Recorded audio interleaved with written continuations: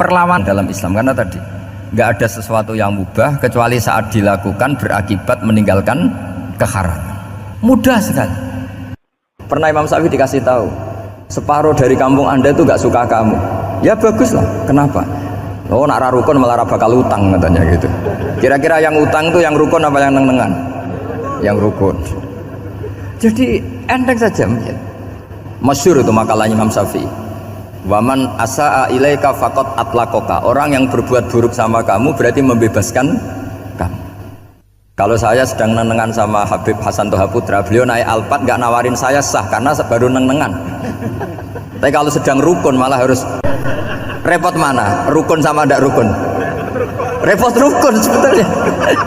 Jadi Imam Syafi'i itu happy saja. Kalau sedang rukun sama tetangga ya dianggap rukun itu satu kenikmatan. Sedang tidak rukun ya dianggap satu kenikmatan. Jadi orang dulu itu serilek itu melihat dunia. Kalau kita kan enggak, ego. Wah, saya ini suami kok dimarahin istri.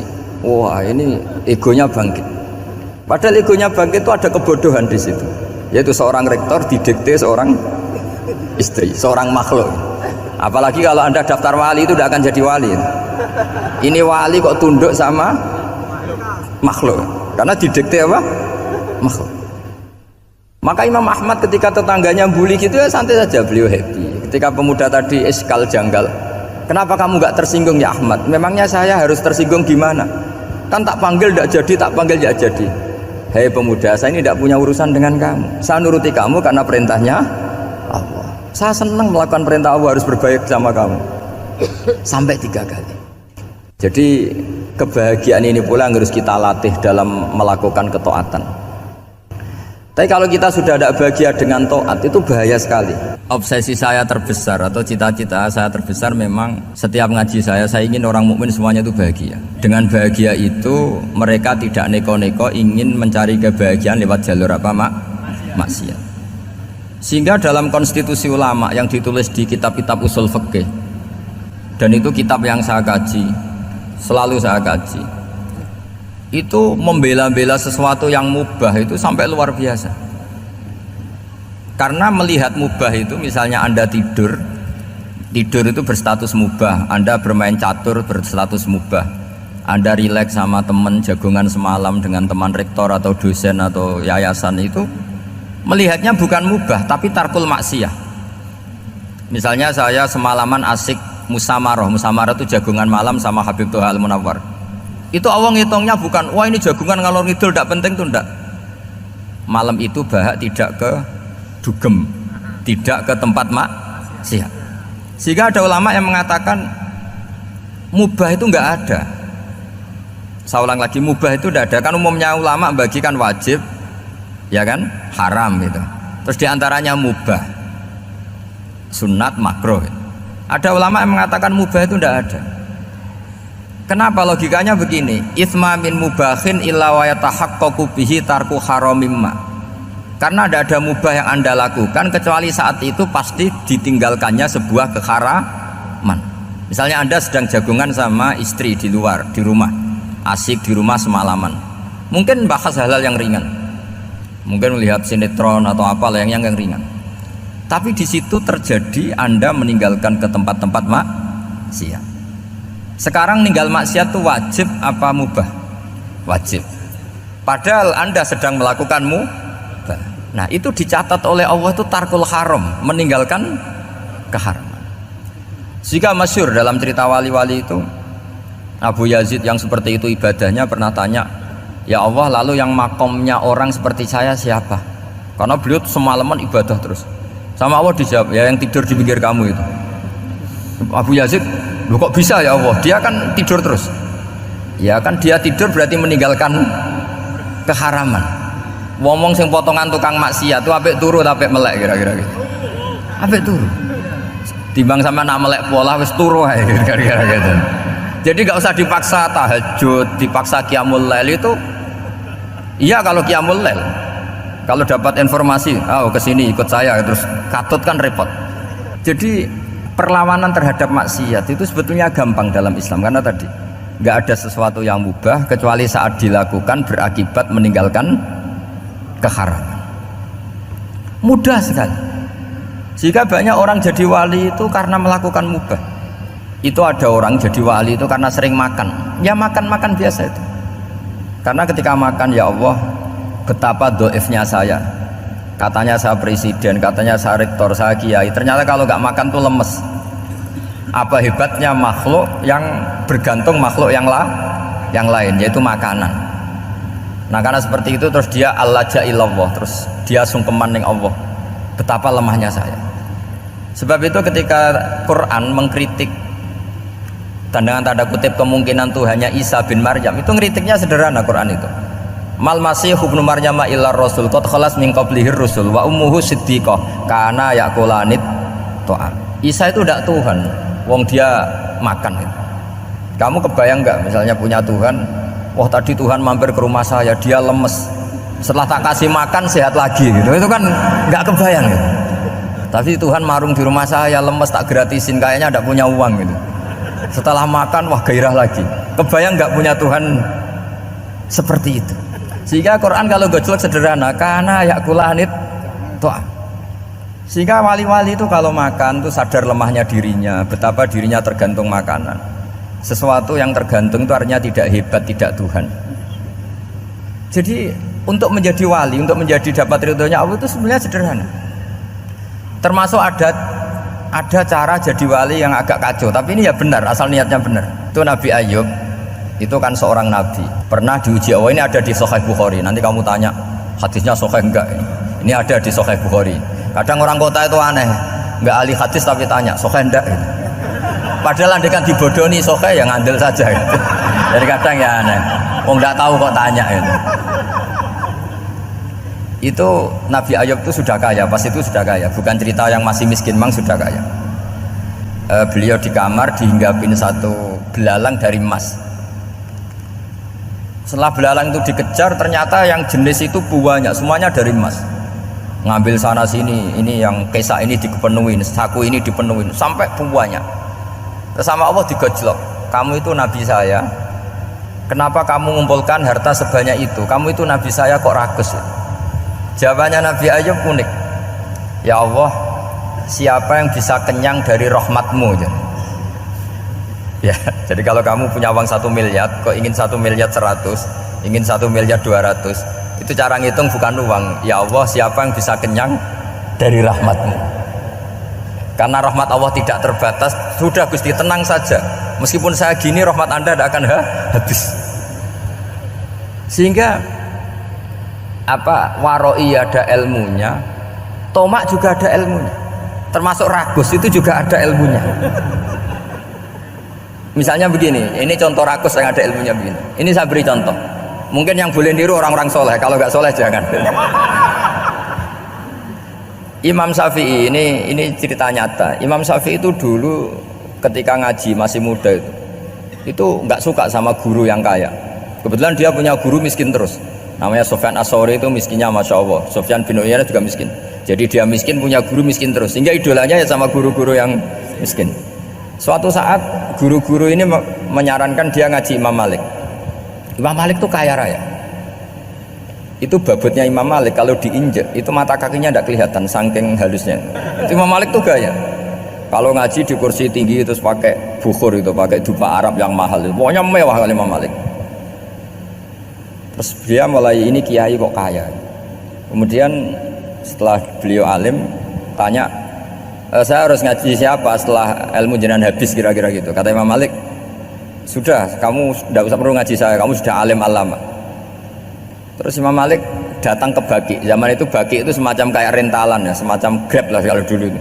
Mana kafilah yang mau ke Irak gitu. Ya sudah terus, oh kita mau ke Irak, ini antar ke Muhammad bin Hasan As-Syaibani. Itu dibiayai sama Imam Malik. Grabnya ya dibayarin, itu kafilahnya itu ya dibayarin. Imam Syafi'i disangoni surrotan min dhahabin. Jadi satu kepes uang dikasihkan. Itu pernah tak hitung semurah-murahnya itu sekitar 60 juta. Imam Syafi'i mulai mikir, kiai yang saya kritik lomo, sing kiai miskin tak puji, gak pernah ngamal kan, tentu orang miskin kan. Setelah datang ke Muhammad bin Hasan As-Syaibani, beliau itu pakar usul fikih, muridnya Abu Hanifah. Beliau al-usuli, pakar usul fikih. Itu Muhammad bin Hasan As-Syaibani itu kalau ngitung emas itu di ruang tamu. Uangnya miliaran, emasnya banyak. Dari kota ini dipindah ke kota ini, emas kalau ngitung di ruang tamu. Bukan di kamar, di ruang tamu. Imam Syafi'i tambah kaget. Imam Malik kayak gitu sudah saya soal, malah ini kaya raya. Setelah Imam Syafi'i kelihatan kaget, digojlok sama Muhammad bin Hasan Asy'ibani karena beliau senior. Atajabu min hadza, kamu aneh melihat ini? Iya. Kenapa? Ulama kok kaya raya. Terus kata Muhammad bin Hasan, ya sudah, uang ini tak kasihkan orang-orang fasik, ganti gue demenan, gue nyabu, gue macam-macam. Oh jangan, nanti dipakai maksiat. Oh jenengan mawon sing sugih. Semenjak itu Imam Syafi'i rubah mindset. Kamu ridho kalau yang punya prestasi seperti itu adalah orang-orang fasik? Ridho enggak? Enggak kan? Maka didoakan ini. Nah itu namanya berpikir secara usuli. Kamu jangan hanya nuruti karena berpikir waroi terus kamu benci kekayaan, benci pangkat, benci apa, enggak bisa seperti itu. Karena pangkat dan kekayaan ketika dikelola secara kesolehan maka akan menjadi energi positif yang luar biasa. Semenjak itu Muhammad bin Hasan Asy'ibani berhasil mendidik Imam Syafi'i. Sampai akhirnya keterusan Imam Syafi'i berpendapat kalau orang Islam bisa bikin rumah tingkat kok punya rumah reot itu haram kata. Akhirnya keterusan. Kalau bisa jadi bupati kok jadi ketua RT juga haram. Karena al-Islam ya'lu wala yu'la alaih. Islam itu luhur bukan bisa diluhurin. Sehingga rata-rata orang Syafi'iyah termasuk kiai-kiai Indonesia itu rata-rata ya agak-agak politikus. Ya agak-agak kedonyan, mungkin sebagian ya kedonyan tenan gitu. Karena enggak ridho gitu loh. Kalau kesempatan itu dikuasai orang fasik kemudian menjadi kekuatan maksiat. Coba kalau bupati itu orang yang fasik. Kemudian programnya supaya rakyat seneng semalaman dangdutan yang purno misalnya, supaya rakyat seneng dibolehkan dugem, dibolehkan judi. Tapi kalau yang jabat orang soleh kan ada beberapa perda yang menolak penyakit apa? Masyarakat. Jadi kamu jangan melihat bahwa kepangkatan ini hanya sebagai alat korupsi, alat otoriter, enggak. Asal kena orang soleh, maka ini menjadi energi kesolehan atau energi positif. Sebab itu ketika Allah muji para nabi yang soleh, diantaranya disifati apa? Faqad ataina ala Ibrahim al-kitaba wal hikmata, terus ayat wa atainahum mulkan azim. Dan Nabi Ibrahim dan keluarganya tak kasih kerajaan yang besar. Nah sekarang masih banyak orang yang cara pandang menyoal seperti itu salah secara usul fikih. Karena secara usul fikih kesempatan yang baik tentu harus diperjuangkan oleh orang-orang yang soleh. Karena ini supaya jadi otoritas yang positif. Itu dulu ada latihannya. Jadi orang dulu itu gampang sekali ketika milih miskin ditanya, kenapa miskin? Saya ingin hisab saya ringan. Tapi ketika mereka kaya yang soleh, supaya harta ini tidak dipakai orang yang nanti dipakai maksiat. Kita misalnya orang soleh kok mau pangkat, karena kita ada ridho kepangkatan itu dipegang orang maksiat, kemudian menjadi energi maksiat. Begitu juga seterusnya. Maka ulama dulu itu rileks. Sampai Syekh Nawawi Al-Bantani itu nanti bisa dicek di tafsir Qul hal yastawil ladzina ya'lamuna wal ladzina la ya'lamun. Beliau muji-muji ulama. Kemudian ada seorang yang agak hasud mungkin. Tanya begini. Hebatnya ulama itu begini-begini. Terus ditanya, tapi kenapa kita sering melihat ulama ngantri proposal di rumahnya bupati kan? Sementara bupati nggak pernah datang ke ulama ngaji ihya. Jawabannya Imam Syekh Nawawi itu unik. Ya karena ulama itu tahu gunanya uang, sehingga nyari uang untuk pondok, untuk masjid. Sementara bupatinya tidak tahu gunanya ilmu, maka tidak pernah ngaji. Jadi ya ringan saja. Jadi ya sudah seperti itu. Jadi kalau ada ulama kedonyan, anggap saja karena tahu gunanya uang. Jadi kenapa ulama ngantri di kabupaten, bukan bupati ngantri di ulama? Jawabannya karena ulama tahu gunanya uang, sementara bupatinya nggak tahu gunanya ilmu. Ya kira-kira gitulah. Ada ustadz tidak ganteng, kesensem rondo cantik, karena tahu gunanya ustadz itu. Artinya tahu gunanya kalau saya nikah nanti punya anak jadi gus, karena kan dia kiai gitu. Tapi rondonya raro gunanya dia karena miskin gitu. Jadi ulama dulu itu rileks, menafsirkan apa saja itu rileks, termasuk saat terpojok itu rileks. Karena semuanya dianalisis pakai ilmu.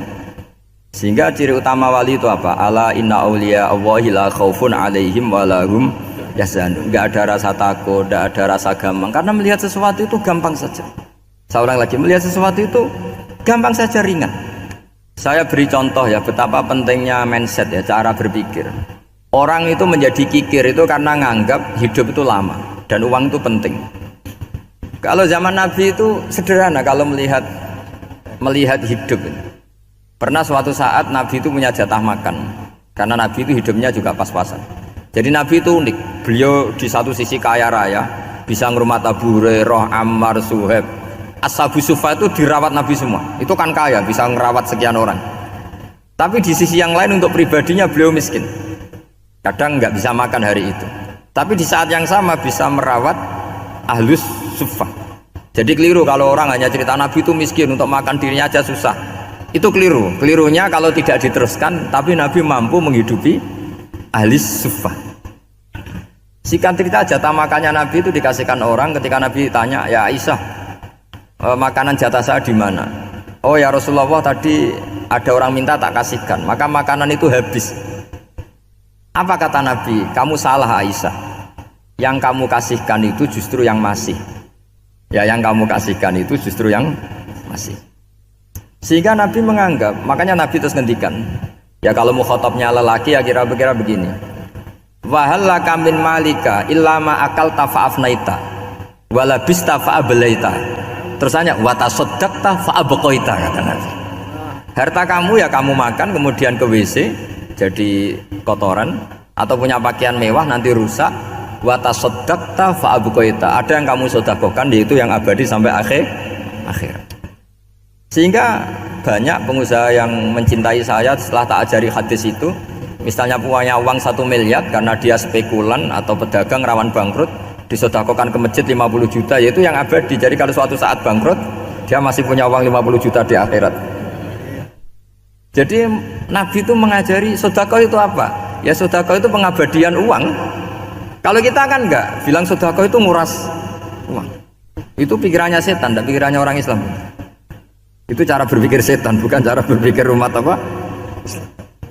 Sehingga Sayyid Ali Zainal Abidin itu kalau ada orang minta, kemudian beliau ngasih, itu beliau bilang gini, marhaban biman hamala zadi ilal akhirah. Matur nuwun nggih jenengan sing beto sangu kula nate. Jadi dianggap teller saja. Orang yang minta uang beliau itu dianggap tukang nyatet bank ini. Karena sudah ditabungkan, ya sudah. Kalau kita kan enggak, wah pengemis itu ganggu gini-gini. Kecuali pengemis profesi ya mungkin kita agak-agak enak. Pada zaman akhir itu ada pengemis apa? Profesi, jadi repot zaman akhir. Terus tak beri contoh lagi kebahagiaan ketika kita milih Islam moderat. Islam kita diajarkan guru-guru kita, utamanya oleh guru kita Mbah Maimun. Saya juga sering ketemu beberapa ulama dunia termasuk Habib Umar. Saya juga ikut sowan ke sini pas beliau sama Habib ini Hasan Toha Putra di sini sama orang-orang moderat. Itu cara berpikir juga luar biasa indah. Beliau pernah cerita ya, beberapa ulama lah, banyak yang cerita itu. Saya pernah diceritani seorang alim ketika ada orang ekstremis itu mau ngebom di tempat maksiat. Kebetulan yang maksiat itu kebanyakan ya orang Islam, karena di negara yang mayoritas Islam. Ditanya sama Syekh Sa'rawi itu mufassir top di mana? Mesir. Ini mau tak habisin karena mereka orang Islam kok maksiat terus. Terus ditanya sama Imam Sa'rawi, laumatu ala khini ma'asihim aina masiruhum. Kalau mereka mati dalam keadaan maksiat, mereka kemana? Ya ilanar, mereka pasti masuk neraka. Terus ditanya sama Imam Sa'rawi, wahal masiruhum ilanar muradun nabi amlah. Punya umat maksiat kemudian mati masuk neraka, itu yang diinginkan Nabi apa enggak? Ya tidak aja. Ya sudah, enggak usah dibom, ditunggu tobatnya, kata. Karena kalau mati dalam keadaan itu ke neraka, dan itu tidak yang diinginkan Rasulullah Shallallahu Alaihi Wasallam. Terus ekstremis ini menjadi tobat, tidak berpikir ekstremis, Mas. Jadi orang itu harus berpikir mindset yang baik. Meskipun kadang berpikir baik itu ya agak-agak kacau.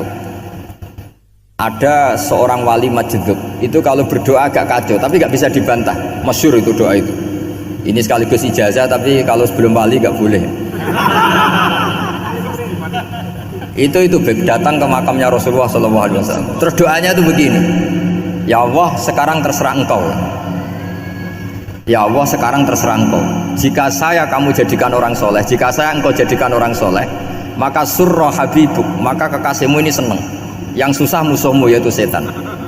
Tapi kalau engkau menjadikan saya orang fasik, maka yang susah kekasihmu, yang senang musuhmu. Jenengan punya dua pilihan itu. Wah itu kan doa tapi kayak teror itu. Ya jadi berdoa di Raudhah. Wah itu pasti mandi itu karena agak-agak maksa Tuhan itu.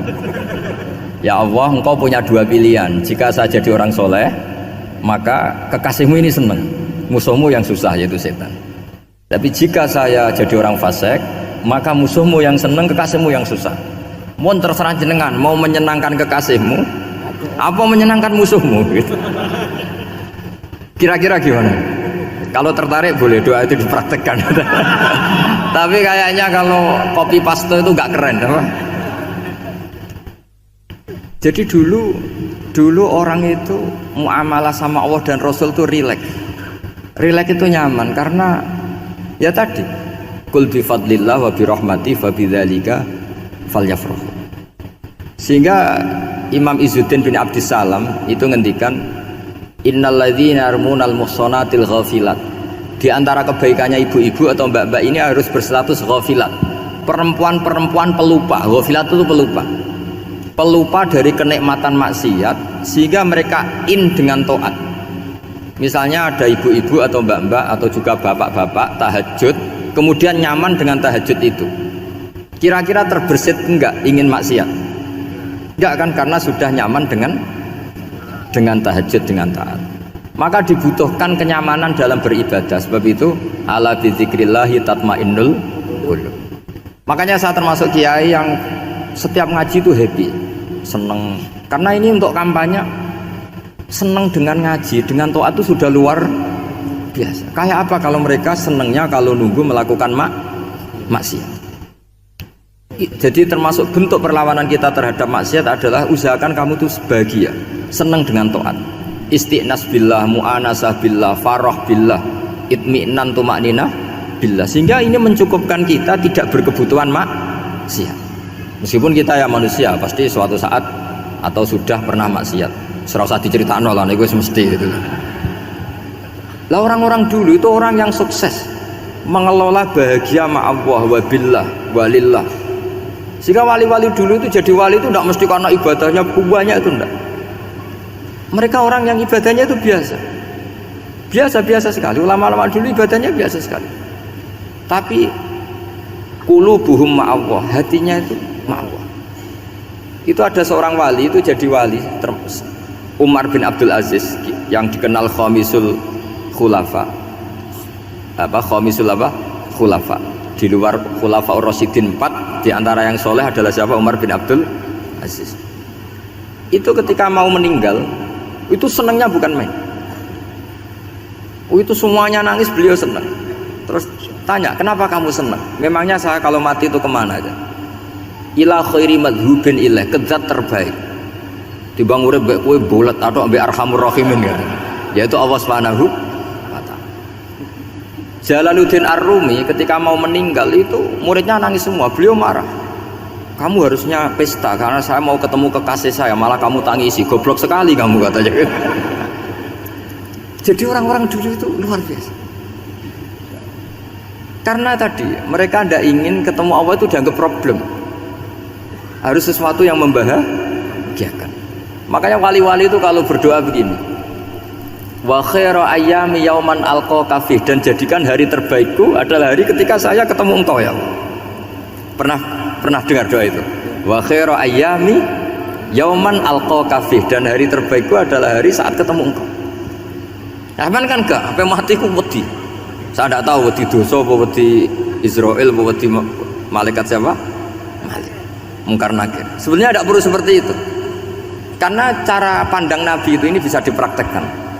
Kalau kamu orang baik, mati artinya apa? Ya baik. Karena husnul khotimah. Kalau kamu orang yang buruk, itu kata Nabi, anggap saja mati itu akhir dari keburukan kamu. Nak kowe urip terus malah maksiat terus. Maka Nabi itu kalau ngajari kita berdoa gini, Allahumma ij'alil hayata ziyadatan li fi kulli khairin wal mauta rohatan li min kulli syarrin. Ya Allah, kalau saya hidup ya anggap saja ziyadah fi kulli khairin, berpotensi nambahi kebaikan. Kalau saya mati anggap saja ini akhir dari segala keburukan. Maka saya berkali-kali guyon. Makanya tradisi ulama-ulama NU, ulama-ulama pesantren, ya ada hanya NU, pokoknya ulama-ulama alim. Itu kalau ada orang mati, orang nakal gitu mati, ini saya gitu. Itu hadirin mesti gak terima. Wapi nanti wong wakal. Tapi dipaksa sama kiainya, saya gitu. Lama-lama dipaksa. Saya gitu. Padahal yang atine kiai wis ra iso maksiat meneh wis saya ini. Karena dengan mati berarti saya sudah tidak bisa maksiat lagi. Jadi Nabi melihat hidup dan mati itu segampang itu. Kalau al hayata ziyadatan li fi kulli khairin wal mauta rohatan li min kulli syarr. Coba kita ke depan itu kan ada potensi zina, potensi korupsi, potensi maksiat. Yang bisa menghentikan potensi itu apa coba? Mati ya, udah pinter dia. Sudah maju berarti kan. Berani mati. Berani. Tapi jangan di sini ngel-ngelo panitia. Artinya yang selama ini kita risau dengan kematian, dengan apa? Nabi ngajari kita tadi. Allahumma ij'alil hayata ziyadatan li fi kulli khairin wal mauta rohatan li min kulli syarr. Ya Allah, jadikan hidup ini sebagai bekal menambah kebaikan, dan suatu saat kalau saya mati semoga itu akhir dari segala keburukan. Jadi artinya Nabi itu ngajari kita itu positif terus. Sama seperti ulamanya tadi. Nak lagi rukun mbek tonggo ya sanggep ae kanca keapian. Nak nenengan ben ra utang ngoten. Dadi pokoke penak terus itu. Nak bojo lagi ngamuk alhamdulillah gak ngajak blonjo. Nak pas rukun ya alhamdulillah kok lagi rukun. Jadi gampang semua. Makanya ada seorang alim itu ngendikan begini, ada yang tanya, saya tuh dulu ketika kaya teman saya sering main ke saya, setelah saya miskin gak ada teman-teman yang ke saya. Dikira si Habib ini kebetulan orangnya Habib itu mendukung keluhan dia, ternyata enggak. Si orang alim itu bilang gini, malah bagus tuh gitu, kowe wis melarat buruhe wong, ya sudah kamu miskin buruhnya orang lain, misalnya tukang manol di pasar atau tukang becak, kemudian teman-teman kamu datang malah kamu malu tuh jadi tontonan. Bagus kalau mereka lupa pas kamu miskin tidak ada yang lihat kata. Jadi apa ya, dianggap enteng saja gitu. Akhirnya orang ini nggak jadi ngeluh. Selama ini kan kita ngeluh ya ketika miskin teman-teman nggak datang. Coba kalau mereka datang pas kamu buruh bikin botol di orang lain, mantan bos buruh, malu nggak? Milih datang kepada? Nggak lah, sudah bener itu. Jadi ulama dulu itu makanya sering baca biar tahu solusi hidup. Jadi ulama dulu itu gampang sekali melihat kehidupan, itu gampang sekali, indah, gampang. Sekarang tuh enggak. Orang itu cara berpikir nuruti nafsu, itu yang bahaya. Makanya Quran kritik ara'aita man ittakhadha ilahahu hawa. Orang yang cara berpikir itu nuruti hawa nafsu. Kalau zaman Nabi, zaman sahabat, zaman ulama itu enggak seperti itu. Sehingga cara berpikir itu mudah. Makanya kata Nabi, absyiru ya ma'syarul muslimin, kata. Kamu harus senang ya ma'syarul muslimin. Allah sekarang buka pintu langit yang sebelumnya enggak pernah dibuka. Dan Allah yubahi bikum malaikatah, dan Allah membanggakan kamu kepada para malaikatnya. Kenapa? Umatnya Muhammad, umatnya Rasulullah Muhammad SAW itu kalau sampean kepengen mati setiap saat itu baik, itu resepnya gampang kata Nabi. Addu faridotan wantadzoru ukhra. Jadi Allah memberitahu, ya Muhammad, umatmu ini luar biasa. Jadi misalnya tadi kita sholat subuh, ditanya, Bahak kamu sekarang ngapain? Nunggu sholat duhur ya. Setelah sholat duhur ditanya lagi nunggu apa asar. Sehingga faman kana hijratuhu ila wa rasulih fa hijratuhu ila wahi. Jadi kalau ya sudah ini tak ijazahkan, kalau setelah sholat subuh nunggu apa? Duhur. Setelah duhur nunggu. Sehingga ketika kita mati itu statusnya penunggu sholat. Tapi kamu kan enggak miskin, kenapa? Penunggu kaya. Ya itu enggak masuk surga ya. Penunggu kemapanan. Berarti kan menunggu sesuatu yang seleranya nafsu.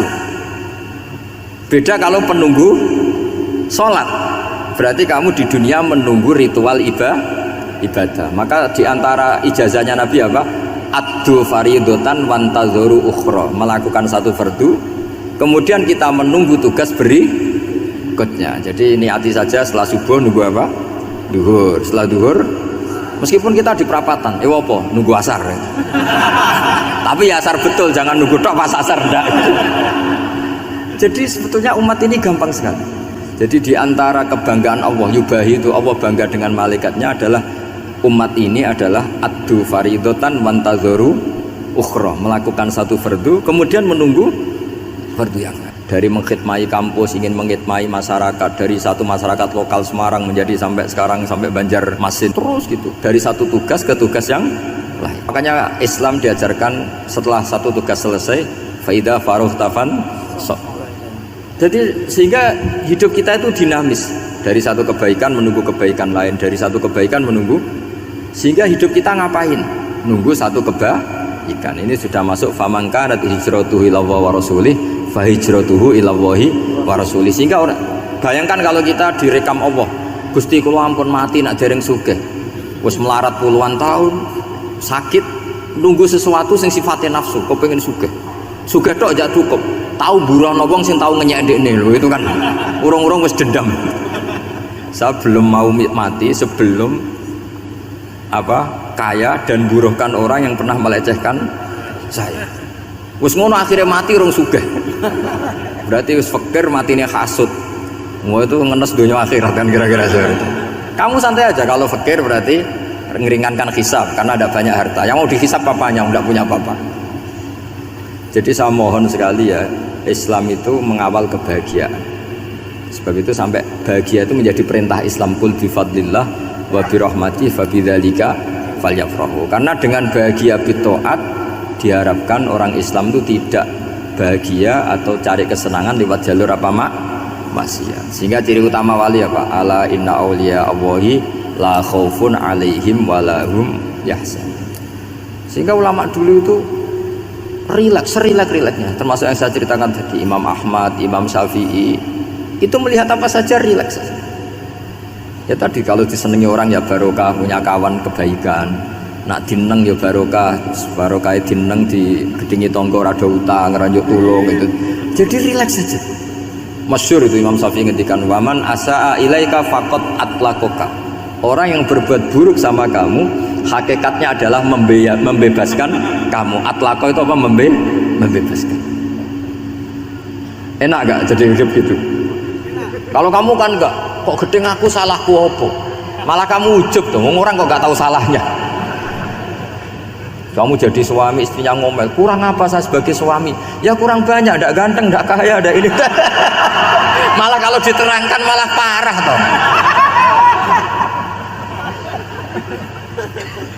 Ya sudah rileks saja, kalau dia ngomel ya tadi alhamdulillah dapat pahala tanpa apa?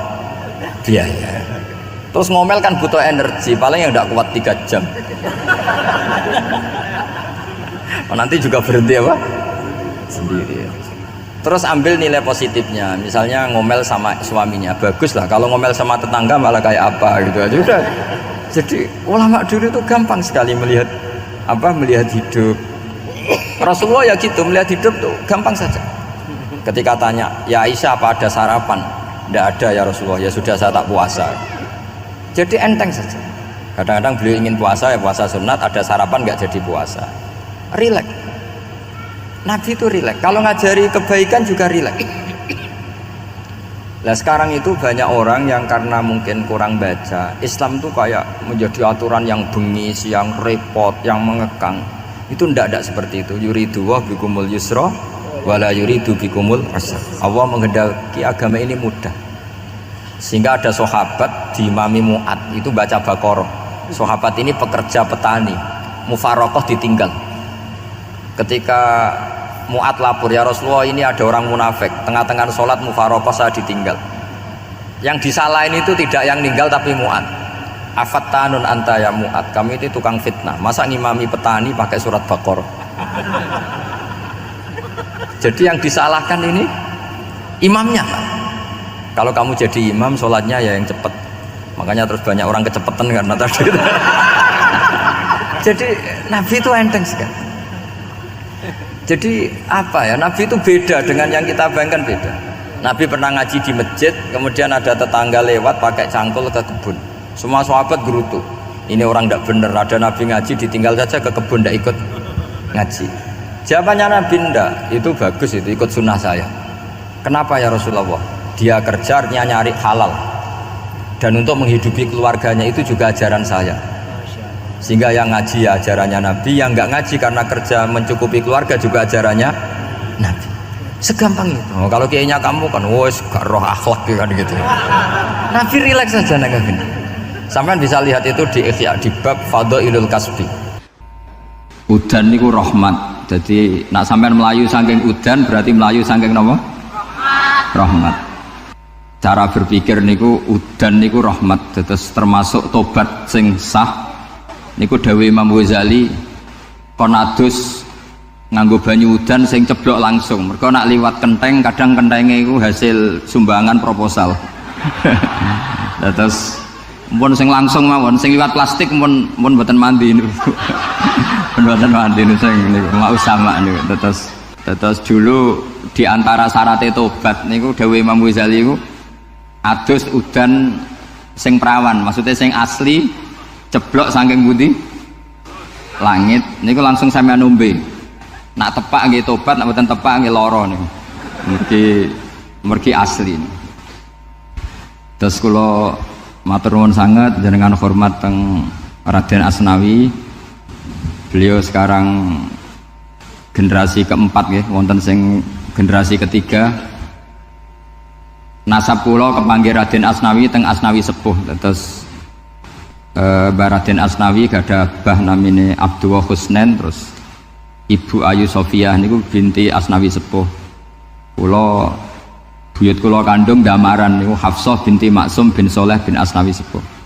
Kenapa saya cerita zuriyah nggih? Terus satu peradaban. Ini bahasa Indonesia mawon nggih.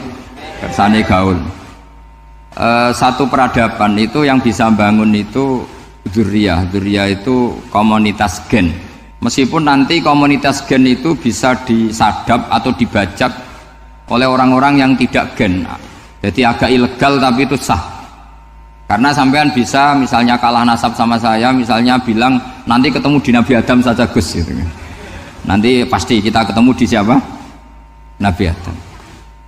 Terus kedua, kekalahan nasab itu udah abadi, karena nanti selanjutnya ditanya di kuburan, bapak kamu siapa? Itu disuruh jawab Nabi siapa? Ibrahim.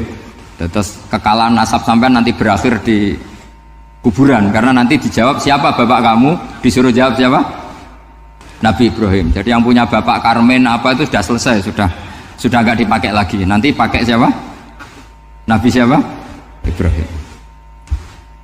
Nah, kenapa saya cerita bahwa nasab gen itu akan disatukan oleh satu visi ilmiah yang objektif. Gini ku dawuh Nabi Yusuf, wattaba'tu millata abai Ibrahim wa Ishaq wa Yaqub. Terus dawuh Nabi Yusuf, maka nalana an nusyrika billahi min syai'. Jadi saya ngikuti leluhur saya. Ini dengerin ya, saya ngikuti leluhur saya, yaitu Nabi Yakub bin Ishaq bin Ibrahim. Leluhur saya itu siapa? Maka nalana an nusyrika billahi min syai', yaitu keluarga besar yang tidak pernah melakukan kemusyrikan. Ya, keluarga besar kami punya tradisi tidak pernah melakukan kemusyrikan. Dan bahkan itu dibahasakan tidak mungkin kita ini melakukan kemusyrikan. Maka nalana itu kira-kira kalau bahasa Indonesia itu kita ini tidak mungkin melakukan kemusyrikan. Nah, kenapa demikian? Itu berangkat dari logika yang permanen, disebut yusabbitu Allahu alladziina aamanu bil qouli tsabiti fil hayatid dunya wa fil akhir. Logika permanen itu begini, misalnya kita ini kan hidup dari bapak dari ibu terus sampai Nabi Adam. Kemudian setelah Nabi Adam ini berakhir, kemudian kita mau tidak mau berpikir Nabi Adam itu siapa? Terus diterangkan ternyata Nabi Adam itu satu makhluk hidup yang mulanya dari tanah. Lewat wahyu Allah, lewat titah Allah kemudian jadi manusia yang bernama Adam. Sebelum Adam ada bumi, ada langit, ada cakrawala macam-macam. Kemudian itu kita rumuskan lagi, asal usulnya adalah tidak ada. Adamiyun makhdun. Akhirnya kita tahu bahwa alam raya ini diwujudkan setelah dari tidak ada. Nah tentu terus kita berpikir, dari tidak ada menjadi ada itu pasti penyebabnya adalah sesuatu yang ada. Nah yang ada itu disebut wajibil wujud. Karena wajibil wujud ini wujud sendiri, nggak ada saingannya. Karena Allahu wala syai'amahu, Allah ada dan tidak ada pesaingnya. Maka kita ini berpikir nggak mungkin ada kekuatan manapun yang menyamai Allah. Sehingga nggak ada Yesus mungkin menyamai Allah, nggak ada Fir'aun, nggak ada Lata, nggak ada Uzza. Makanya disebut maka nalana an nusyrika billahi min syai'. Kita ini tidak mungkin melakukan kemusyrikan. Sama ndak usah tanya saya, Gus, tapi orang menjadi musyrik itu kan mungkin. Jawabannya itu tetap nggak mungkin. Kemusyrikan itu satu teori yang nggak mungkin. Tapi kalau orang musyrik itu mungkin. Memang akan dilibat. Tapi karena kita kenal Raden Asnawi itu dari sisi ilmiahnya, saya punya banyak kitab beliau. Mungkin saya termasuk pernah dulu yang membawa kitab beliau banyak ke Korea. Saya itu beli pesolatan tuh bukan 1-2 sampai 2 kerdus 3 kerdus. Itu mulai dulu, mulai saya ngiai sampai sekarang. Tak bawa ke Sragen, ke Solo Tigo, termasuk tak bawa ke Korea. Jadi mungkin ya ini GR saya ngaji di sini itu barokahnya jualan pesolatan. Tapi bukan jualan yang cari laba enggak, karena tak gratiskan, tapi itu dagang akhirat lah kira-kira gitu. Jadi kalau saya masuk neraka kita era pantas bakul pesolatan kok masuk neraka gitu, kayak itu nggak pantas itu. Karena saya termasuk orang ya yang cara berpikir itu optimis. Dulu di sini ada orang alim alama namanya Raden Asnawi. Terus kemudian sejarah agak berpolemik, ada yang mengatakan beliau itu muridnya Syekh Nawawi, ada yang mengatakan tidak. Apapun itu yang saya yakini adalah beliau ya saling istifadah lah, saling bermanfaat bagi Syekh Nawawi Banten. Saya punya catatan sejarah banyak tentang Raden Asnawi karena guru-guru kita itu akan ketemu di Syekh Nawawi Banten. Yaitu kita tahu misalnya saya ngaji Mbah Mun ngaji Mbah Zubair misalnya ngaji Syekh Fakih Mas Kumambang, ngaji Mbah Mahfud, terus ngaji Sayyid Abi Bakar Sato, terus ngaji Sayyid Zaini Dahlan. Kalau keluarga sini mungkin misalnya Gus Hafid, Mbah Niam, Mbah Zuhri, terus Raden Asnawi. Raden Asnawi kita tahu nikah dari istri mudanya Syekh Nawawi, yaitu Nyai Hamdana. Saya sering diceritani Mbah Mun, terus Nyai Hamdana punya anak yang namanya Zuhriyah dari Syekh Nawawi. Kemudian setelah dinikahi Raden Asnawi punya anak namanya Zuhri, Minan, Niam, terus sampai ke Gus Hafid itu, Hafid bin Niam. Kenapa saya cerita ini? Karena kealiman itu adalah sesuatu yang dibanggakan Allah. Imam Amudi itu ulama ahli matematika. Jadi ada ulama itu ahli matematika. Dia nggak pernah ngajarkan pesolatan, zakat, sholat, tapi dia ngajar matematika. Kemudian dari matematika itu beliau menjadi ahli tauhid. Sehingga nanti Mungkar Nakir itu nggak akan tanya dia marabbuka wa manabuka, karena dia punya rencana. Yang ngajar tauhid itu saya, kata. Jadi kalau dia akan marabbuka, pangeran kamu itu siapa? Malaikat malah dilawan. Kamu pernah ngajar tauhid? Saya ini guru tauhid. Singkat cerita, saking keramatnya Imam Amudi, kata Allah, ya Amudi, presentasikan ilmu tauhid yang lewat jalur matematika ke semua malaikat saya. Semua malaikat saya tahu cara berpikir matematis. Karena malaikat itu imannya itu iman mauhibah, karena dia malaikat, ya iman karena tahu neraka, tahu surga, terus dia iman. Kalau kita enggak, kita iman tuh pakai logika, jadi lebih keren. Loh betul. Malaikat itu ketika bangga, ya Allah, apa ada orang yang imannya di atas kita? Jawabnya Allah ada. Siapa? Ya orang-orang kudus, kata Allah. Kira-kira gitu. Kenapa? Ya betul. Karena kamu iman saya itu wajar, kamu tahu saya. Tapi mereka nggak tahu saya tapi iman. Kenapa bisa iman ya Allah? Karena mereka punya logika, punya akal. Akhirnya Imam Mamudi disuruh sama Allah presentasikan logika tauhid kamu lewat jalur matematika. Malaikat disuruh dengerin semua. Isma'u ya malaikati, ini mimpinya wali. Terus Imam Amudi mulai mengajarkan nisbatul isnaini ilal wahid wa nisbatus salasa wal arba'ah ila ma la nihayatalah niku binisbatin wahidah, yaitu far'un minal asli wa huwa al wahid. Mbok angka sebanyak apapun 2, 3, 4 sampai 1 miliar itu nisbatnya ke angka 1 adalah nisbatul far'i ilal asli, semuanya berasal dari 1. Maka hadhil awalim atau hadal alam ila ma la nihayatalahu, tetap semuanya ini cabang dari 1, yaitu wujud dari 1, yaitu Allah Subhanahu wa ta'ala. Sehingga semenjak itu ditiru sekian ulama. Akhirnya malaikatnya mantuk karena kepastian kalau Allah 1 yang diyakini malaikat itu sepasti logika yang dibangun orang-orang manusia ini, padahal tidak ngerti Allah Subhanahu wa ta'ala karena pakai akal. Sehingga di pondok itu orang harus ngerti mantek. Orang mantek itu ilmu yang jelimet tapi menyenangkan. Biasanya sing sinau ambek rokokan, sawangannya kayak filosof. Jadi paling gak agak paham dia alasan. Penting nikmati rokok, tapi pikir nikmati pemikirannya, ternyata nikmati rokok. Kayak kemarin saya datang ke resepsinya Gus Agil, saya itu tertawa terus karena dengerin Habib Mutahar. Saya membaca bahayanya rokok, setelah tahu bahayanya saya berhenti membaca. Tak pikir itu kan setelah tahu bahayanya saya berhenti merokok, ternyata enggak. Saya baca bahayanya apa? Merokok. Setelah saya baca, maka saya berhenti membaca gitu, bukan berhenti merokok. Itu ilmu kelas tinggi seperti itu harus mantap.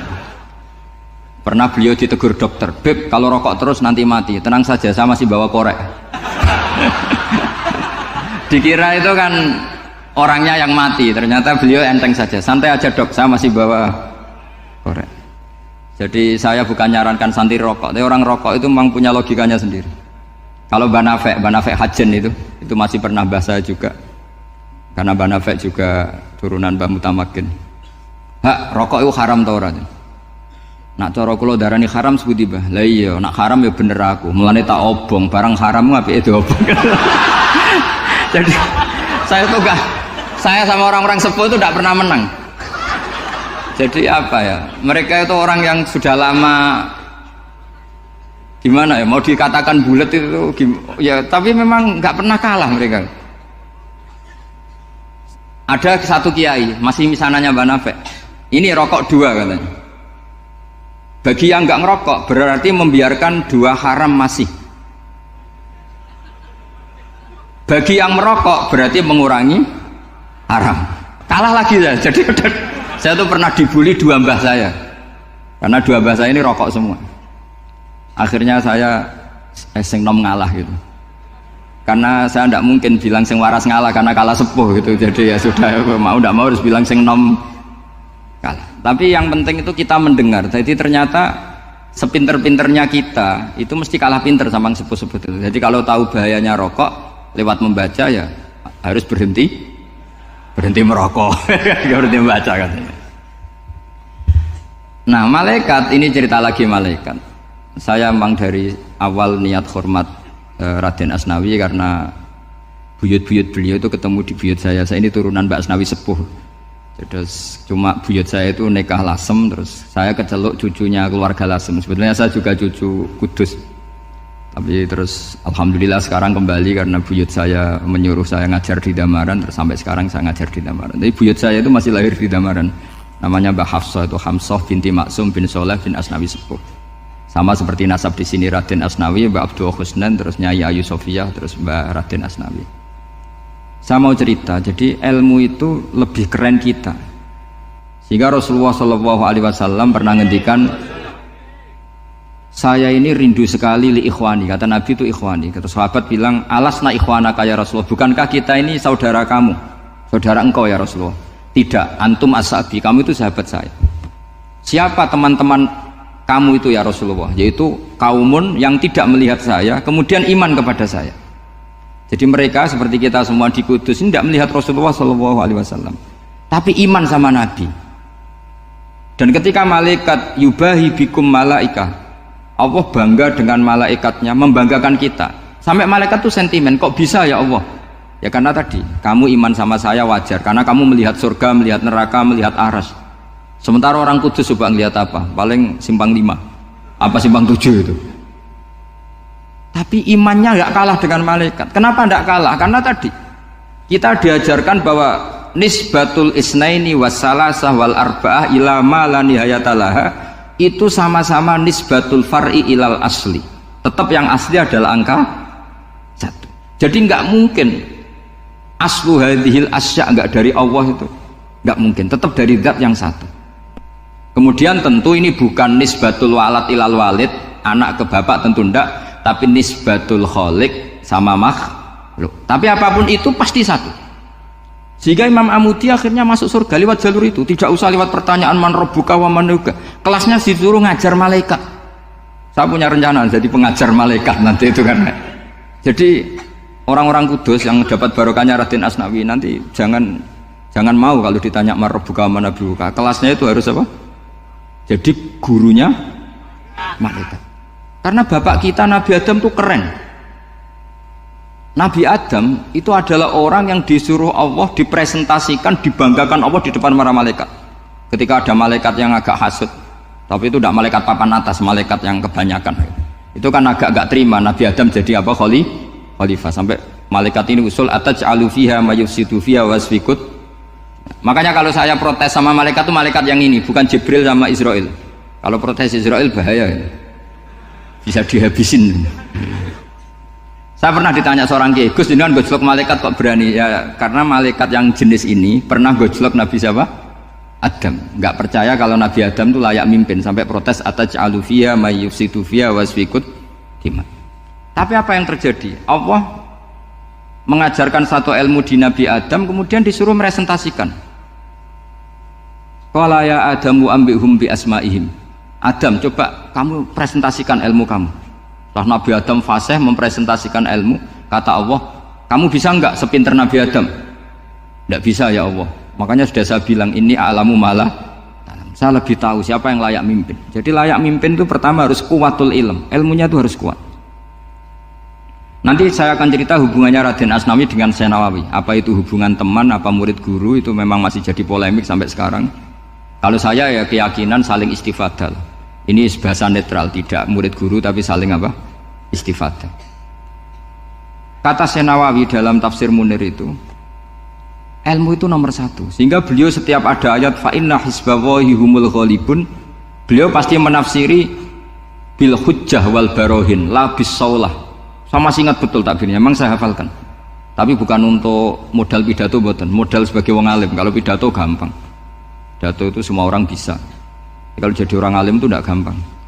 Lebih susah lagi wong alim berpidato. Itu kalau nggak pernah mbah saya tidak mau. Karena memang saya terkenal nggak suka pidato. Satu memang nggak bisa.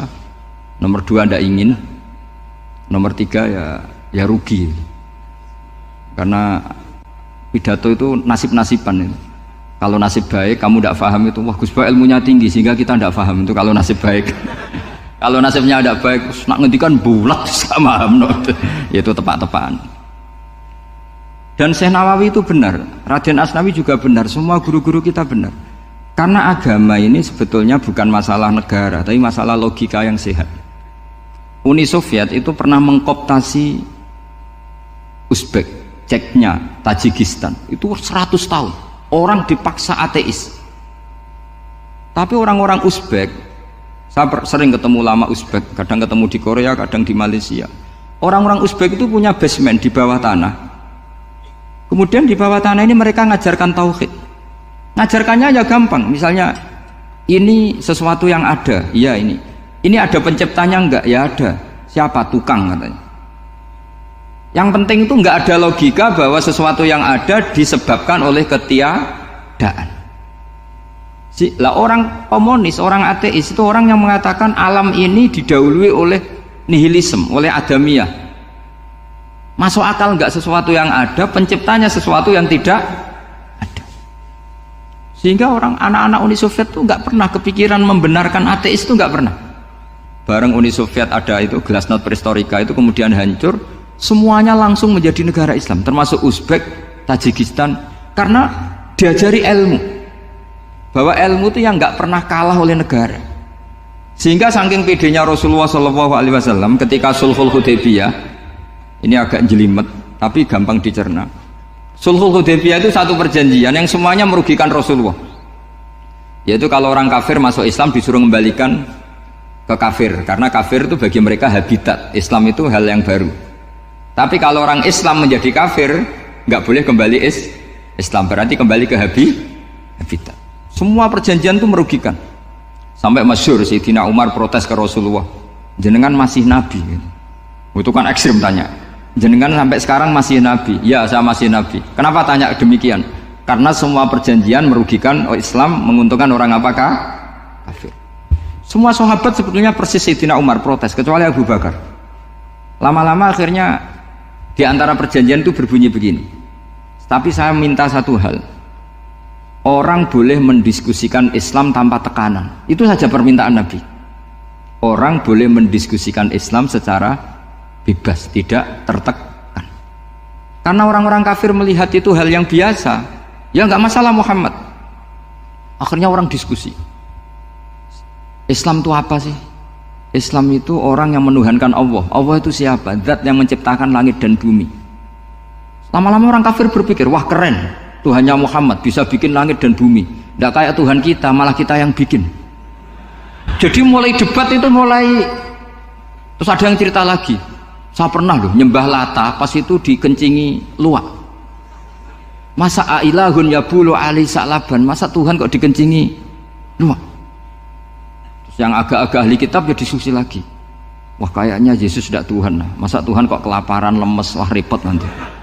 Jadi makanya Allah ketika ngejlok wa ummuhu siddiqah kana yakulani ta'am mal masihu ibnu maryam illa rasul qad khalas min qablihir rusul wa ummuhu siddiqah kana yakulani. Coba paradok enggak, misalnya kamu didolani Nabi Isa terus ketok lemes, kenapa Tuhan saya agak sakit keroi dulu, kan enggak kebayang itu. Punya Tuhan yang sakit setelah makan sehat, terus kan nggak kebayang seperti itu. Ketika Nabi punya konsep Tuhan, Tuhannya Muhammad itu siapa? Yaitu zat yang la awalalah, zat yang pertama. Lalu Tuhan itu siapa? Tuhan itu yang menciptakan langit bumi. Tuhan itu siapa? Yang memulai segalanya. Lama-lama mereka berpikir, wah kalau gitu yang benar itu Islam.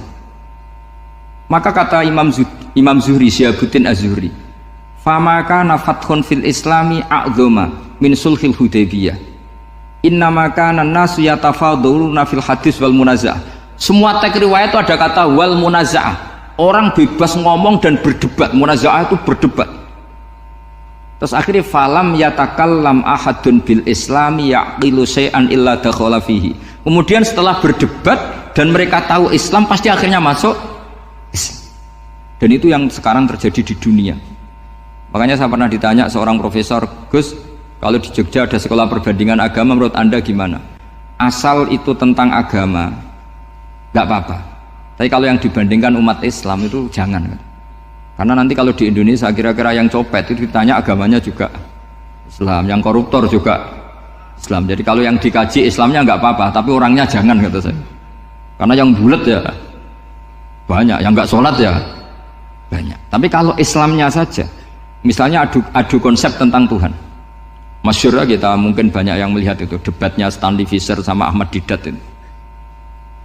Tuhan kamu siapa ini terus sama Didat cerita Tuhan saya itu lam yalid walam yulad walam yakul lahu kufuwan. Itu spontan ada seorang mahasiswi bilang, sepertinya Tuhan Anda lebih menarik karena Tuhan Anda yang menciptakan langit bumi, yang Tuhan ini kok lahirnya sudah di bumi, masa lahir-lahir langsung jadi Tuhan. Jadi akhirnya falam yatakallam ahadun bil islami yaqilu syai'an illa dakhala fihi. Sehingga agama ini apa? Agama itu adalah kalimat tauhid. Kalimat itu apa? Logika yang terbangun. Nah, ketika logika itu terbangun, maka disebut yusabbitu Allahu alladzina amanu bil qaulis tsabit fil hayatid dunya wa fil akhirah. Allah itu akan menetapkan satu kaul, satu presentasi ilmiah atau satu kesimpulan ilmiah. Yang kesimpulan itu nyata benarnya. Dan ini akan nyata terus baik di kehidupan dunia maupun kehidupan apa? Akhirat. Seperti Allah sebagai Tuhan itu akan nyata terus di dunia Allah ya Tuhan, nanti di akhirat juga Tuhan. Tapi Tuhan selain Allah, maka menjadi Tuhan ini nunggu ada yang menuhankan. Misalnya Fir'aun itu jadi Tuhan karena ada yang menuhankan. Sekali dia mati, dia sudah aset wisata, bukan Tuhan lagi. Makanya gejolokannya orang ulama Arab, kalau ketemu ulama Mesir, kalau gejolokan itu lucu. Orang Arab, ada Abu Jahal, Abu Lahab, penggaweane musir Nabi gitu. Itu gejolokannya ulama Mesir. Kata ulama Arab, kamu gayanya benci Fir'aun, tapi rizki kamu dari wisata melihat Fir'aun katanya. Itu gejolokannya ulama Arab sama ulama Mesir. Sehingga agama ini mengajarkan apa? Satu kalimat. Makanya kamu harus belajar mantek. Dulu Raden Asnawi ya pengajar mantek. Dulu buyut saya di sini Mbah Fauzan, abahnya Mbah Pah itu, mbahnya itu juga pengajar mantek. Karena di antara yang diceritakan Allah itu wa ja'alaha kalimatam baqiyatan fi aqibih. Tugas utama Nabi Ibrahim adalah menjadikan satu logika. Kalimah itu logika. Itu menjadi logika yang abadi. Baqiyah itu abadi. Fi aqibih, di anak turunnya Nabi Ibrahim. Misalnya begini, saya beri contoh ya. Misalnya saya mengatakan teh ini hitam. Itu menjadi kalimah. Kalimah karena diucapkan. Tapi tidak menunjuk hakikat karena tehnya berwarna apa? Kuning. Sehingga Quran kalau menyalahkan orang kafir itu ngendikane kaburas kalimatan takhruju min afwahihim. Omongannya orang kafir itu menjadi kalimat karena diucapkan dari mulutnya. Kenapa menjadi kalimat? Karena diucapkan tapi tidak menunjuk hakikat. Seperti orang mengatakan 2 ditambah 2 itu 10. Itu kalimat, tapi kalimat yang salah karena tidak menunjuk hakikat. Seperti orang kafir mengatakan Tuhan itu 3, itu kalimat karena diucapkan tapi tidak menunjuk hakikat. Tapi ketika seseorang mengatakan Allah itu Tuhan, Tuhan itu satu, itu disebut kalimatu haqqin 'alaiha nahya wa 'alaiha namut. Temriki tahlilane wa 'alaiha napa wa biha. Wa 'alaiha napa wa biha temriki. Wa 'alaiha ya ada yang tahlilan wa biha, itu enggak tahu sanadnya dari mana, pokoknya ada yang wa 'alaiha, ada yang biha. Kenapa dikatakan kalimat tauhid? Karena kalimat yang dari kesimpulan berpikir. Dan agama ini dibawa Nabi Ibrahim itu untuk membawa kalimat tauhid. Ciri utama kalimat tadi, kamu yakin seyakin-yakinnya bahwa nisbatul snaini wassalasah wal arba'ah ila ma la nihayatalaha itu kanisbatis snaini ilal wahid, yaitu semuanya far'un minal asli. Aslinya adalah wahid. Sehingga di kitab, saya pernah ngaji Mbah Mun, namanya kitab Al-Husunul Hamidiyah. Itu dikarang oleh ulama-ulama sekarang, itu diajarkan di MGS. Ini mbah-mbahnya Gus Akil pendirinya madrasah MGS. Itu ada gambarnya di situ. Di situ ada gambar piramida, ada gambar hewan, ada gambar pohon. Kata yang ngarang, gambar sedetail ini, sejelimet ini dimulai dari nuqtah wahidah. Tetap dimulai dari satu titik. Dan ini disebut nuqtatil wujud. Jadi mbok orang kudus sebanyak ini tetap dimulai dari satu orang, yaitu Adam. Adam dimulai dari ketiadaan. Lalu siapa al-mujid? Pewujudnya siapa? Hanya Allah Subhanahu wa ta'ala.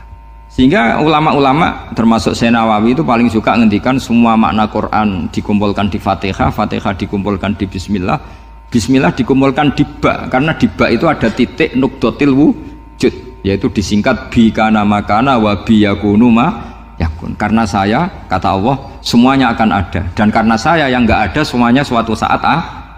Disebut nuqtatil wujud. Nah, kita meyakini kalau Allah satu itu seyakin-yakinnya, karena enggak mungkin angka enggak dimulai dari angka satu. Begitu juga gambar seapapun julumete. Misalnya sampean gambar zaman saya kecil, gambar paling favorit itu apa? Kambing bertarung. Itu gambarnya kan susah. Daripada gambar kambing bertarung susah terus dibikin kotak saja, tembok. Kalau tanya gurunya, gambarnya mana? Di belakang tembok, Bu. Ini itu dulu saya diwarai anak-anak nakal ya. Jadi semua satu gambar itu disuruh gambar harimau, yang satu disuruh gambar kambing bentrok, yang satu disuruh gambar matahari, semuanya kotak semua. Ini itu Bu, gambarnya di belakang apa? Tembok, maka nggak kelihatan katanya. Jadi gurunya kalah cerdas. Yang guru itu sebenarnya nggak pernah menang, karena murid itu lebih pinter. Itu teman saya dulu kalau ngaji itu, kalau tes itu ngerpek, baca. Gurunya marah, kamu tes kok baca? Enggak ngerpek Bu, ini belajar di kelas. Katanya belajar kapan saja di mana saja. Acuh. Jadi apa ya, orang itu kadang yang salah itu lebih masuk akal kadang-kadang ini. Saya teruskan ya supaya ini dapat barokahnya Raden apa? Asnawi. Saya mohon sekali ya, kalimat haqqin itu harus kamu jaga. Caranya jaga ya tadi. Kalau kamu tidak bisa ilmu mantek, misalnya al-alam mutaghayyir wa kullu mutaghayyir hadis la budda min muhdits, itu kan jelimetan. Pakai saja teori umum bahwa gambar apapun jelimetnya itu dimulai dari satu titik. Karena nggak bisa, nggak dimulai dari satu titik, tidak bisa. Maka alam apapun jumlahnya nggak terhingga tetap dimulai dari al-wahidul qahar, yaitu satu titik. Yaitu dalam konteks tauhid tentu itu Allah Subhanahu wa ta'ala. Sehingga Nabi Ibrahim itu orang paling sukses bikin waja'alaha kalimatam baqiyatan fi aqibi. Terus Nabi Muhammad begitu, sahabat begitu, sampai kita sekarang diajari ilmu mantek. Ilmu mantek itu logika yang nggak terbantahkan. Karena mau tidak mau.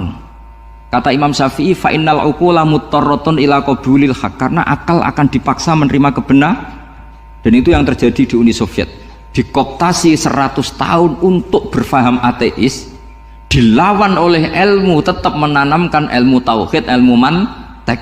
Ketika Uni Soviet secara politik runtuh, semuanya menjadi muslim, termasuk negara-negara yang dulu dikooptasi. Maka kamu tidak usah kecil hati di Indonesia, apapun rusaknya negara ini, asal kita cara bertauhid benar, insya Allah tetap meninggal husnul khotimah. Karena sudah janjinya Allah, yusabbitu walladzina amanu bil qaulis tsabit. Sing jelas itu nomor satu tuh al qaulis tsabit. Memang itu logika yang masuk akal. Jadi jangan kira semua orang ditanya amar rabbuka, enggak. Banyak ulama yang enggak ditanya. Masyhur itu dalam cerita keramat-keramat. Ada guru tauhid ngajarin tauhid. Setelah ditanya mungkar nakir, Imam Malik datang. Kamu nanya ini, man rabbuka man nabiyuka, kamu tahu ini guru Umul Barohin yang tukang ngaji tauhid. Guru tauhid kok ditanya apa? Tauhid. Malaikatnya nggak jadi tanya. Dan saya percaya cerita-cerita seperti itu karena secara umum itu ala inna auliya Allahi la khaufun alaihim walahum yahzanun lahumul busyra fil hayatid dunya wa fil akhirah. Artinya kalau wali itu kok ditanya mungkar nakir berarti ngalami ketakutan. Karena di situ kan digambarkan mungkar nakir itu sewangar, bawa godam. Kalau yang tanya nggak bisa dipukul sampai ajur sak walang-walang. Pokoknya ceritanya kan seru seperti itu. Berarti kalau betul begitu terus ayat la khaufun alaihim walahum yahzanun kayak apa? Makanya dalam kitab Nasoihul Ibad itu ada cerita ini. Sampean boleh nggak sependapat dengan saya, tapi semoga nasib sampean nanti digebuki malaikat. Karena orang itu akan mengalami seperti yang dirasakan. Anak indadzoni abdibi. Saya tidak bayangkan akan mengalami itu. Makanya saya ini ngajar tauhid terus. Paling tidak kalau ditanya marabbuka manabuka, sampean tahu profesi saya. Saya ini pengajar tauhid. Dan biji saya 9.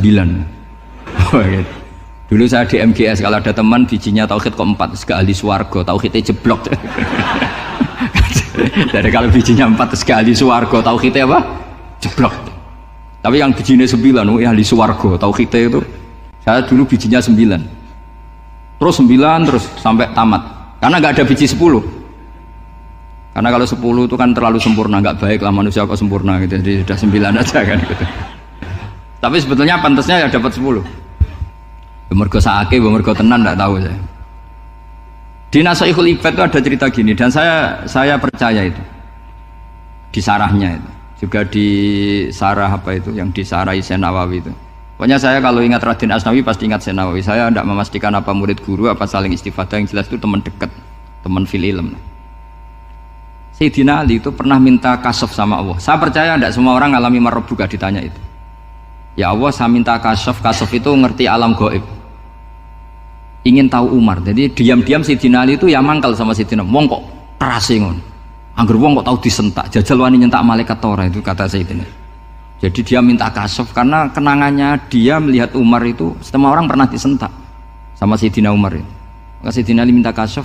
Ya Allah, saya ingin melihat Umar menghadapi mungkar nakir. Masih garangkah apa enggak? Itu dah, itu tidak. Minta kasaf. Pas kasaf beliau bangun dari kubur, duduk. Dilihat sama Sidina Ali ini ngalami kasaf. Sama ndak usah tanya.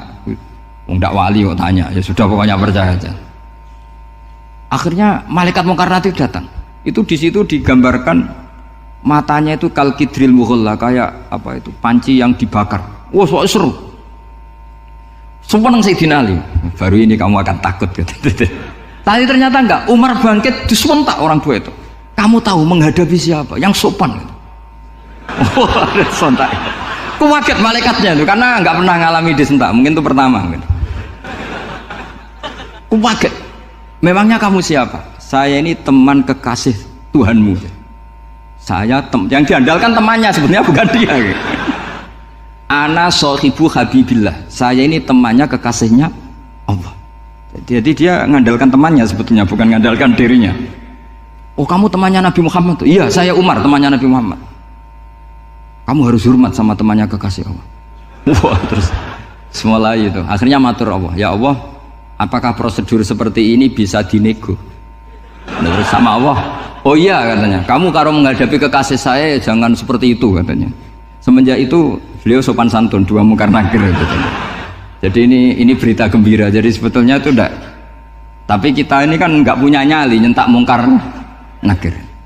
Semoga dengan gelar kita doktor tafsir, doktor tauhid gitu, atau paling enggak guru kutsiyah tauhid gitu. Atau siswa terbaik dalam materi tauhid. Itu harus kamu bawa status. Jadi sehingga nanti ini saya ranking 1 tauhid, masa masih ditanya marbuka waman nabiuka. Dan itu menurut saya sah. Sama nggak usah protes takbirin di, susah usah takbiran. Pokoknya takbirnya adalah wali-wali itu la khaufun alaihim walahum ya, mereka tidak akan mengalami ketakutan baik kehidupan dunia maupun kehidupan akhirat. Bahkan para malaikat itu mengatakan ke wali-wali nahnu auliyaukum fil hayatid dunya wa fil akhirah. Kita ini teman kamu, saudara kamu, mitra kamu. Masa mitra kok nutui itu kan nggak fair. Dan menurut saya paling efektif itu apa? Kamu harus punya rumus tauhid kayak Imam Amudi menemukan Tuhan. Imam Amudi itu menemukan Allah itu lewat ilmu matematika.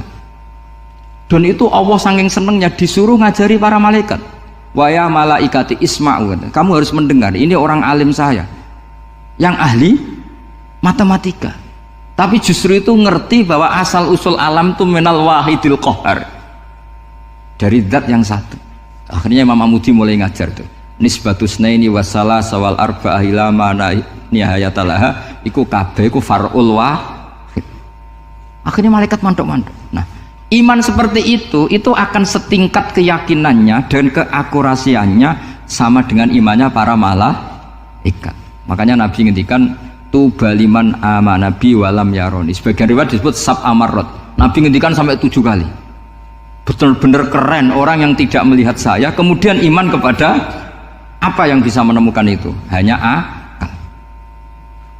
Misalnya contoh paling gampang ya yang dialami para ulama. Ya saya ulang lagi yang dialami para ulama. Ketika menemukan ilmu ya yang menjadikan mereka mahabbah Rasulullah Shallallahu Alaihi Wasallam. Nabi itu paling suka itu sholat. Nabi itu paling senang sama sholat. Wa qurratu aini fi sholat. Terus beliau ngendikan as-sholatu imaduddin. Terus beliau kalau muji sholat itu sundul langit. Sampai beliau kalau banyak masalah itu bilang ke Bilal, arikhna ya Bilal, saya kasih istirahat. Itu maknanya mau sholat. Semuanya sholat. Pertanyaannya adalah, apakah mungkin seorang raja yang ambisi jadi raja, kemudian yang dikampanyakan adalah orang supaya sholat?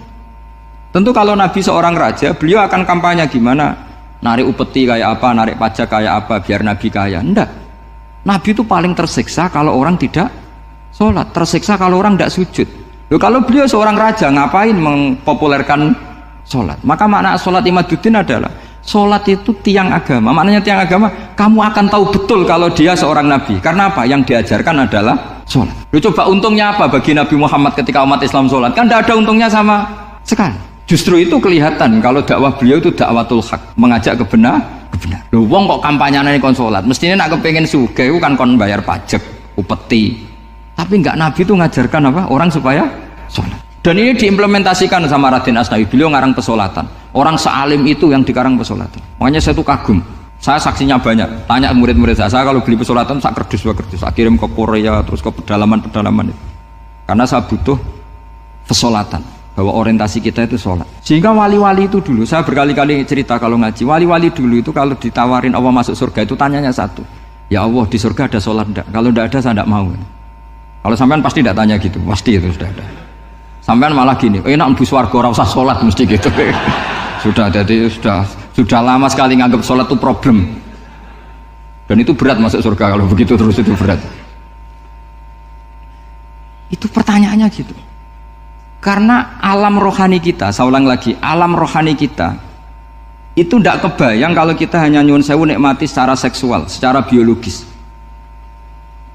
Makanya ada ulama ditanya, kenapa sholat itu lebih indah ketimbang nikmat al-wiqa misalnya, nikmatnya hubungan biologis. Jawabnya ulama itu gini, lucu, jawabannya sederhana. Nikmatnya kamu punya anak itu apa? Jawabnya ulama itu lucu. Kalau sakit dia sembuh, kalau hilang dia datang. Saya ulang lagi ya, kalau sakit dia sembuh, kalau hilang dia datang. Sekarang orang tua yang punya anak sakit koma di UGD atau di emergency, itu senangnya tuh mengalahkan kesenangan apa saja. Kira-kira orang yang berhubungan intim atau yang hubungan biologis dengan orang yang sedang anaknya sembuh dari koma, senangnya senang mana? Senang yang melihat anaknya sembuh dari koma. Senikmat apapun hubungan biologis, senang anaknya yang hilang ketemu. Nah, kalau anak ketemu saja orang seseneng itu, apalagi kita di surga, ketemu zat yang lama kita sembah, yang lama kita rindukan, yang lama kita rindu, kemudian ketemu di surga, maka tidak ada artinya surga tanpa melihat Allah Subhanahu wa Ta'ala. Memang harus dijelaskan secara rohani. Akhirnya orang ngerti bahwa nikmat tertinggi di surga adalah melihat Allah Subhanahu wa Ta'ala. Karena kalau anak-anak muda mungkin protes, ya enggak, ya enak kumpul sama widadari gini-gini. Wah itu kan yang trauma bojone jelek gitu. Wah itu yang bojone jelek mesti kesusu masuk surga karena itu sudah jelek, cerewet, nggak mati-mati kan gitu. Terus dia ingin masuk surga mesti niatnya welek, mesti pikiran pertama itu kumpul widadari. Tapi ada ulama yang bikin analogi tadi, misalnya istri kamu cantik, kemudian anak kamu sakit, koma. Hubungan dengan istri sama dengar berita anak kamu sembuh, seneng mana? Seneng anak sembuh. Sama anak yang hilang, seneng mana? Anak yang hilang ketemu. Maka terus ulama bisa menjelaskan itu. Kalau orang ketemu anaknya seseneng itu, apalagi ini ketemu Tuhannya yang bertahun-tahun disembah, kemudian tidak pernah melihat. Di surga itu nanti kita melihat Allah Subhanahu. Makanya Allah begitu bangganya mempromosikan surga. Surga itu apa? Surga itu wujuhu yauma idzin nadhirah ila rabbiha nadhirah, yaitu wajah-wajah berseri-seri dan melihat Allah. Itu tanpa dijelaskan seperti ini Anda akan janggal, enaknya di mana? Tapi setelah dijelaskan detail gini oleh ulama, maka kita akan tahu an-ni'matul uzma sing enggak ada perbandingannya adalah nikmat masuk apa? Surga karena melihat Allah Subhanahu wa Ta'ala. Ya jadi saya berkali-kali pokoknya minta sekali, hadil umat harus umat yang rasional, terutama dalam mengemban tauhid. Karena tauhid ini yang disebut kalimah. Sampai Allah mengistilahkan kepada Nabi Ibrahim itu wa ja'alaha kalimatam baqiyatan fi aqibih. Kalimat tauhid adalah kalimat yang akan abadi di anak cucunya Nabi Ibrahim. Baik anak cucu yang karena gen mau anak cucu yang karena sebab, yaitu santri dengan kiai. Dan itu caranya gimana? Umat Islam jangan berhenti belajar mantek. Makanya di MGS, di Qudsiyah, di TBS semua pondok pasti ngajarkan mantek, di Bendan, ilmu logika. Itu tadi, kalau kamu tidak bisa menemukan tauhid dengan cara tadi, dengan cara al-alam mutaghayyir wa kullu mutaghayyir hadis labudan min bukhtis, paling tidak pakai ilmu yang dilakukan Rasulullah SAW. Yaitu masyhur itu, saya sering cerita di mana-mana. Ada orang namanya Jubair bin Mut'im, Muhammad bin Jubair bin Mut'im. Itu dulu dia kafir. Dia orang pinter sampai dipasrai jadi negosiator untuk mengurus tawanan perang Badar yang ditawan Rasulullah SAW. Ketika datang di Madinah, delalah pas maghrib, Nabi baca wattur wa kitabim mastur. Di antara ayat yang dibaca Nabi itu am khuliqu min ghairi syai'in. Masa manusia sebanyak ini kemudian mereka diciptakan oleh ketiadaan. Min ghairi syai'in itu oleh ketiadaan. Masa alam raya yang wujud ini, alam raya yang punya eksistensi ini kemudian penciptanya adalah ketiadaan. Padahal wal adamu la yakhluqu wa la yu'assiru wa la kadza wa kadza. Tentu sesuatu yang tidak ada itu tidak bisa dikatakan sebagai pencipta. Wong nggak ada, jadi faktor saja nggak mungkin apalagi jadi pencipta. Itu Nabi habis sholat langsung beliau sungkeman, ya Muhammad, saat ini juga saya iman. Karena logika yang dibangun ayat yang kamu baca itu menghabiskan semua logika saya. Intinya logika tauhid itu akan mengalahkan semua teori non tauhid. Itu yang disebut bal naqdhifu bil haqqi 'alal batili fayadmaghuhu fa idza huwa zahid. Kebenaran tauhid itu akan menghancurkan kekuatan apa saja. Fayadmaghuhu itu di tafsir Tobari disebut dorbatan tasujud dimah. Satu pukulan sing sampai menjadikan otak itu hancur. Mulai disebut damagho, dimah itu maknanya otak. Maka kamu jangan khawatir kalau Islam didiskusikan di Uni Soviet, didiskusikan di Kanada, didiskusikan di Korea, pasti kalimat tauhid akan mengalahkan kalimatul batil. Pasti ja'al haqqu wa zahaqal batil, innal batila kana zahuq. Tapi syaratnya kita harus kuat. Makanya saya ini senang sekali yang namanya ngaji itu, saya senang. Karena saya tadi bercita-cita ingin jadi dosen setelah mati. Karena di dunia sudah tidak jadi apa? Dosen. Saya ingin seperti Imam Amudi. Pertama ketemu Allah, beliau disuruh ngajar malaikat tentang ilmu apa? Matematika yang mengarah ke tauhid.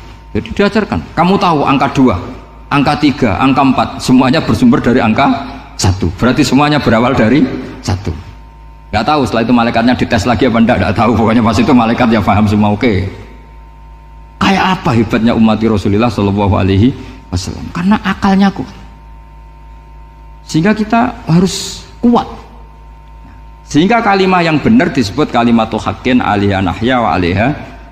Nah, kalimat yang salah disebut kaburat kalimatan takhruju min afwahim. Kalimat menjadi kalimat karena diucapkan, tapi tidak menunjuk hakikat. Kayak ini misalnya, ini tutup, ini putih, terus saya katakan hitam, berarti saya mengatakan ini hitam sebagai kata-kata karena diucapkan, tapi tidak pernah menjadi hakikat karena hakikatnya ini putih. Itu hebatnya Quran. Makanya Quran kalau gue jelek orang kafir itu, gue jelek orang kafir itu sebut apa? Kaburas kalimatan takhruju min afwahim. Tapi untuk kalimat tauhid dikatakan apa? Yusabbitu walladzina amanu bil qaulif tsabit fil hayatid dunya wa fil akhirah. Sebagian disebutkan wa ja'alaha kalimatam baqiyah. Kenapa kalimat tauhid itu kalimat yang abadi? Karena Allah sebagai Tuhan di dunia juga sebagai Tuhan di akhirat, dan selalu Tuhan pada masa yang tidak terbatas. Itu disebut wa ja'alaha kalimatam baqiyah. Kemudian umatnya Nabi mengganti kalimat yang gampang. Allah punya sifat baqo, punya sifat akhir. Maksudnya akhir itu la akhirah. Terus semuanya yang faham ya alhamdulillah, yang nggak faham dikon ngapal wujud kidam baqo mukhalafatul khawadisi qiyamuhu binafsi wahdaniyat kudrat irodat. Wes paham. Lah kok sing rada alim terus roh bedane iki sifat ma'ani iki maknawiyah. Cara Mu'tazilah ngene, cara ahli sunnah ngene. Wah itu sudah kejlimetan bocah. Sementing pokoknya wujud hitam.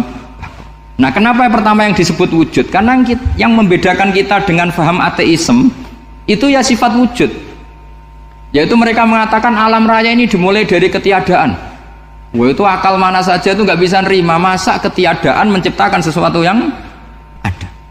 Maka kata Ibnu Hajar al-Asqalani ketika mentafsirkan mensarai hadis salasun mangkunna fihi wajata halawatal iman. 3 hal ini kalau kamu faham maka menemukan manisnya iman. Manis itu enak. Terus kata Ibnu Hajar al-Asqalani, saya masih ingat betul dalam sarahnya Fathul Bari, wa yusamma inda ahlil aql, misalnya al-iltizat al-aqli. Agama ini mengajarkan kenyamanan cara berpikir. Coba kalau sampean seorang doktor atau seorang profesor atau seorang pinter, kemudian kamu dipaksa mengimani bahwa alam ini diciptakan oleh ketiadaan, itu bisa tidur gak? Oh, udah bisa tidur. Sampean misalnya orang pinter dididik di kampus atau dididik di pondok, alam ini yang wujud, yang menciptakan itu sesuatu yang tidak wujud, kamu bisa tidur gak kira-kira? Ini guru apa? Ini sarap ini. Mosok hadhil maujudat khalaqahal adam, sesuatu yang wujud diciptakan ketiadaan. Tapi agama ini membawa sesuatu yang menyenangkan untuk akal, yaitu hadhil maujudat khalaqaha wajibul wujud. Maujudat yang wujud ini diciptakan super maujud, yaitu oleh bahasa pondok disebut wajibul wujud. Kan terus seneng, wajar dong kalau sesuatu yang ada diciptakan oleh yang ada. Nah tentu ada pencipta, terus ada super, disebut wajibul wujud. Kan terus enak. Nah itu kata Ibnu Hajar al-Asqalani disebut wajada halawatal iman. Sehingga kita tidak usah khawatir. Makanya saya itu termasuk orang yang nggak khawatir. Apapun rusaknya dunia ini, kacaunya dunia ini akan kalah dengan kalimatut tauhid. Karena kalimat ini ketemu apa saja pasti menghancurkan. Yaitu disebut bal naqdhifu bil haqqi 'alal batil fayadmaghuhu fa idza huwa zahid. Kalimat hak ini akan menabrak apa saja dan yang ditabrak pasti hancur. Makanya sama tidak usah khawatir misalnya ada negara ateis di Cina, di Korea. Kita yakin asal yang diteliti itu agama Islam pasti menang.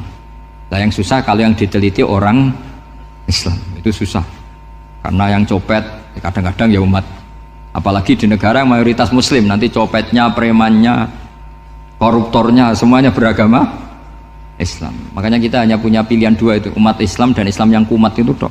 Kalau tidak umat Islam ya Islam yang kumat. Tapi kalau kalimat tauhid itu kalimat yang aman, tak jamin 100%. Sehingga saya itu kalau ditanya profesor Pak Bah, kalau suatu saat Indonesia jadi negara yang sangat terbuka, kemudian ada sekolah perbandingan agama, menurut Anda prospek Islam gimana? Saya jawab asal yang dikaji Islamnya bukan orangnya, pasti Islam tetap prospek. Asal yang dikaji apa? Islamnya bukan orangnya. Kalau orangnya ya Masya Allah, ya itu tadi, kalau tidak umat Islam ya Islam yang umat ya. Ngoten mawon supaya niki mungkin untuk barokah napa Raden Asnawi, untuk barokah ngaji kalimat tauhid. Terus sampean kudanan niki kula mboten sakake, tak anggap untuk rahmat ngoten mawon nggih. Terus karena tadi di antara syaratnya tobat kata Imam Ghazali itu pernah kena air hujan langsung turun dari langit. Ya itu jelas itu di ikhya itu, karena ahalul halal adalah alma an-nazil minas sama. Halalnya barang paling halal adalah air yang pertama turun dari langit. Oke, semoga barokah. Assalamualaikum warahmatullahi wabarakatuh.